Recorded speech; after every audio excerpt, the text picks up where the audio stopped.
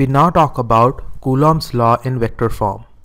So say you have two charges q1 and q2, they are point charges and they are separated by a distance of r. So that is the length of vector r12 and length of vector r21 is r. Notice that r12 and r21 are pointing in opposite directions, but their length is the same.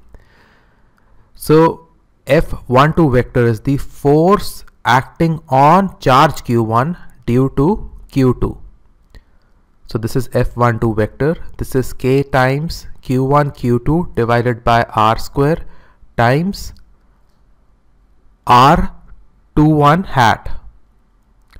So what is r21 hat? This is a unit vector associated with r21 vector.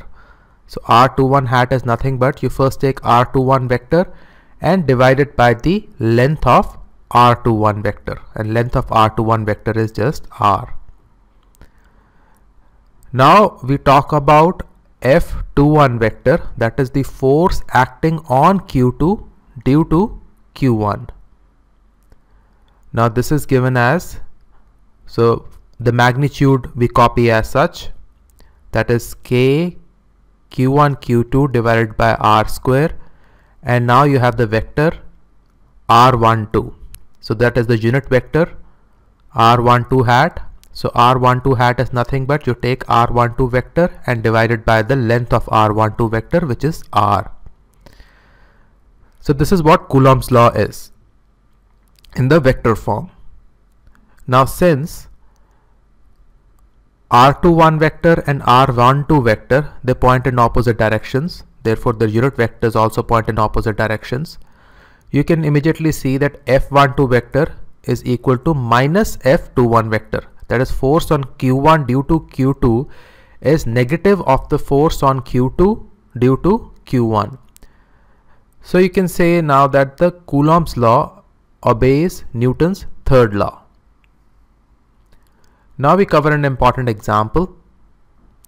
So in this example we have 2 point charges q1 and q2. They are separated by a distance of say 1 meters. q1 is minus 1 coulomb and q2 is 1 coulomb. So you are expecting the negative charge to be attracted to the positive charge. So a priori you can see that the direction of the force has to be towards q2. So because q2 is pulling q1 towards it, since they are q1 is negative. Yeah, q1 is minus 1 coulomb. So now we will solve this and see that actually the force goes in the direction of q2. So you have k times minus 1 times 1 divided by 1 square, that is r square. Notice that there is no absolute value here, times r21 hat. So this is minus k times r21 hat. What is r21 hat? Now we are going to take the standard coordinate system, and the standard coordinate system, you see that r21 goes from point charge 2 to point charge 1, and in the standard coordinate system we have x and y axis, so this is going in the negative x direction, and its length is 1, so this is nothing but minus I vector. So you get ki vector. So I vector is the unit vector pointing in the positive direction.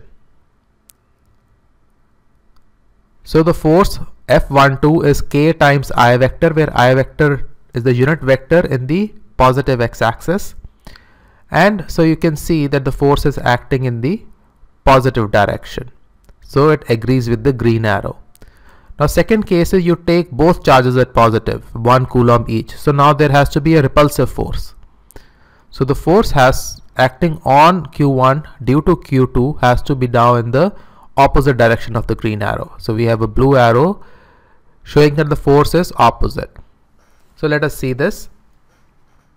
Again you have F12 vector is equal to k times q1 q2, again no absolute value, divided by r square, r is 1.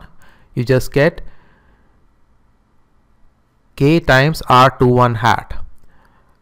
Now r21 hat is just minus I vector, because it has length 1 and it is pointing in the negative direction. So that is the definition of minus I vector, and you get minus ki vector. So that is the negative direction. So now from this diagram you can see that the opposite charges attract each other and similar charges repel each other.